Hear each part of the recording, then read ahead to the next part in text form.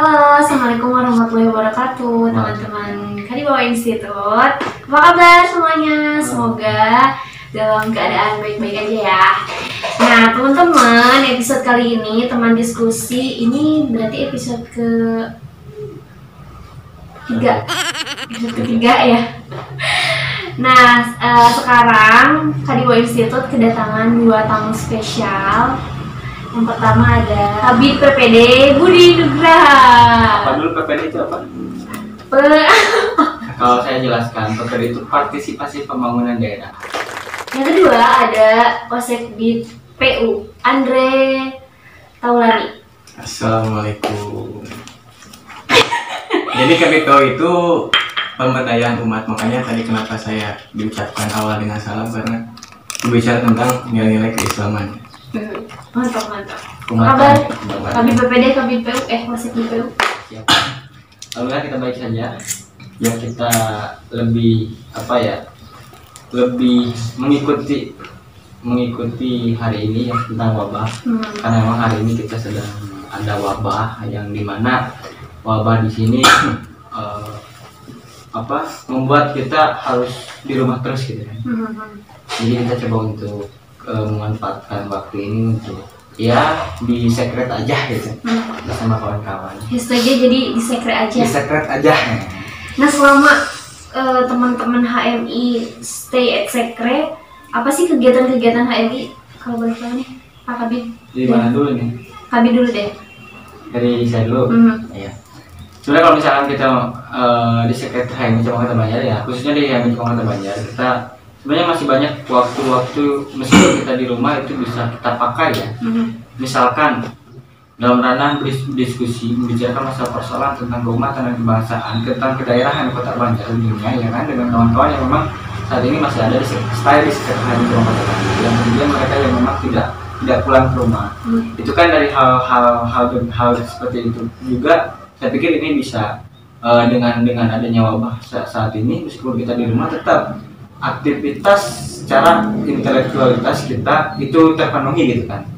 Cuman di sini yang menjadi problem kita dalam melakukan kaderisasi ya, kaderisasi LK1, LK2, SC dan LKK itu memang agak sedikit tersendat. Cuman di sini kita jangan patah semangat, tetap saja karena memang pandemi ini dia dilebihi dengan kemampuan intelektualnya. Maka dari itu, meskipun kita tetap di rumah, kita coba untuk meningkatkan kualitas diri kita dengan berbagai macam lihat media sosial, berita-berita dan sebagainya, informasi dunia, nasional, daerah, tentang kedaerahan. Kemudian kita tetap membaca, meningkatkan literasi kita dan sebagainya. Kira seperti itu. Dari Osekbid PU gimana? Aduh, saya batuk.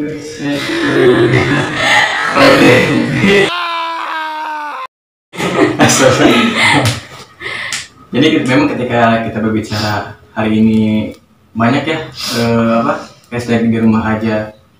Sebenarnya hashtag di rumah aja ini jauh-jauh sebelum ada virus pun sudah digelorakan, khususnya bagi umat Islam kita sendiri kan. Bagaimana Rasul menjelaskan bahwa baiti janati, rumahku adalah surgaku. Nah, artinya ini kan sebelum adanya virus pun memang Rasulullah sudah melakukan kegiatan aktivitasnya di rumah gitu. Ya bisa contoh dengan melakukan diskusi dengan istri-istrinya gitu loh, dengan anak-anaknya gitu.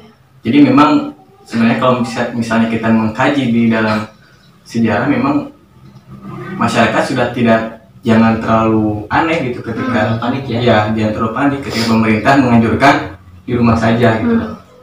Kira seperti itu deh. Ya menarik juga apa yang dikatakan oleh Osekbid PU ya tadi, masalah tentang ada baiti janati ya kan, di rumah saja ya kan. Saya pikir benar juga ya, ketika melihat historis dulu ketika zaman Rasul ada hashtag ya di rumah aja kan gitu. Saat ini ada di rumah aja kan gitu.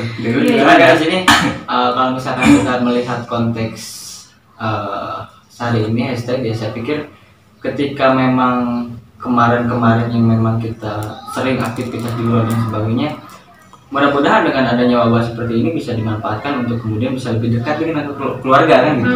Dengan anak kalau misalnya yang sudah berumah tangga, dengan istri ya kan.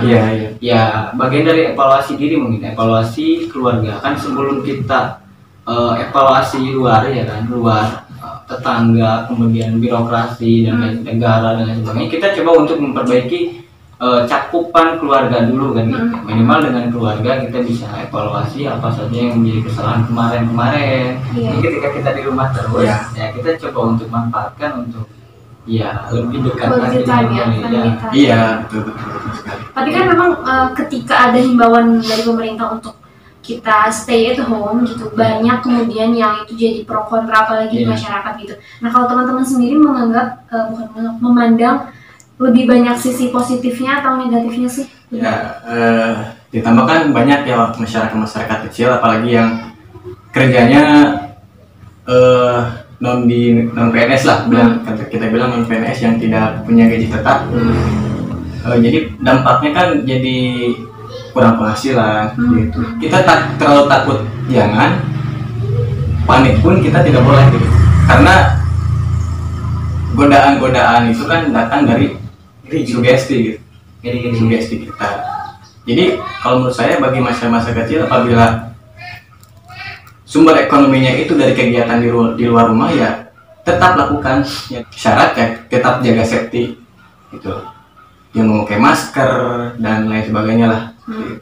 Ya kan bingung juga ketika masyarakat tidak bekerja, dari mana gitu. Pesan saya terhadap pemerintah ya, jangan sampai pemerintah itu terdahului oleh relawan-relawan yang kemudian mereka tidak digaji sama sekali.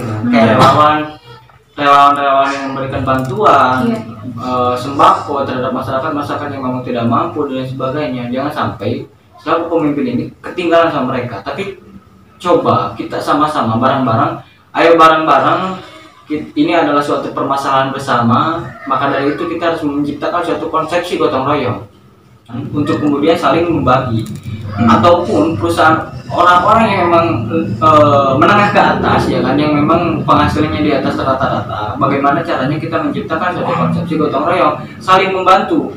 Yang punya modal, yang punya uang, dia membantu yang tidak punya uang. Karena memang pemimpin ini punya kebijakan, apalagi seorang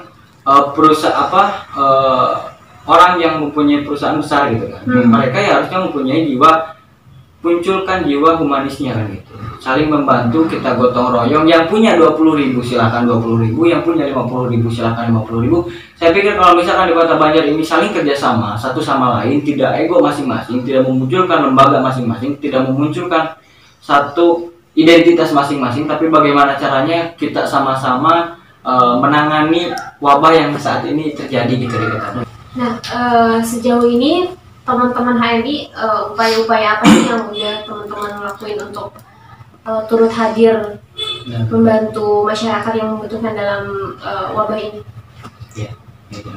Ya seperti kemarin kan kita membagi beberapa sembako kepada masyarakat. Oh kemarin udah? Iya, alhamdulillah udah.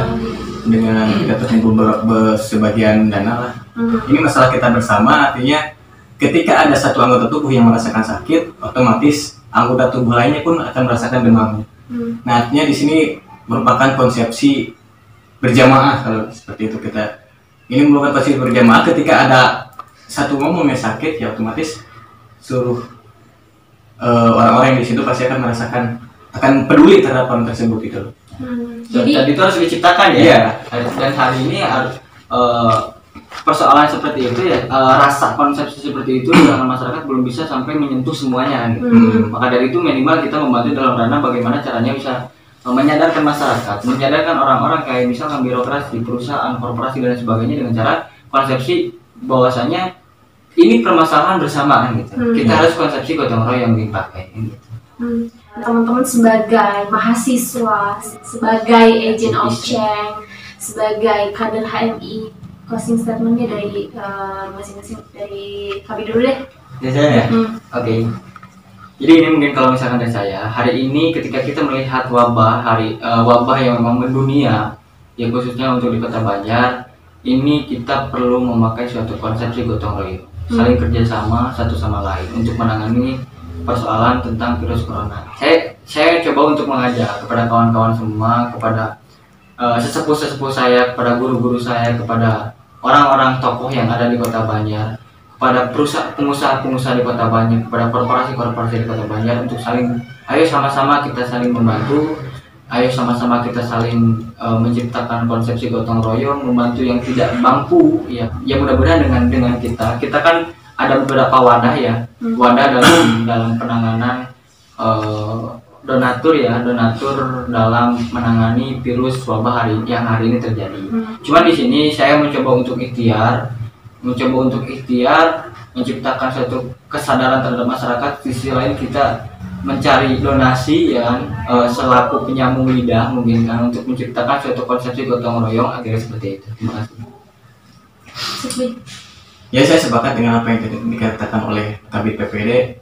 Cuma sedikit tambahan ya, dengan mewabahnya virus ya, kita harus terus saling menguatkan tali ukhuwah kita, karena kan innamal mu'minun ikhwatun. Jadi sesama mukmin itu bersaudara, bahkan tidak hanya sesama seakidah saja, bahkan Islam mengajarkan kepada orang yang di non Islam pun kita harus saling membantu dan saling menjaga seperti itu.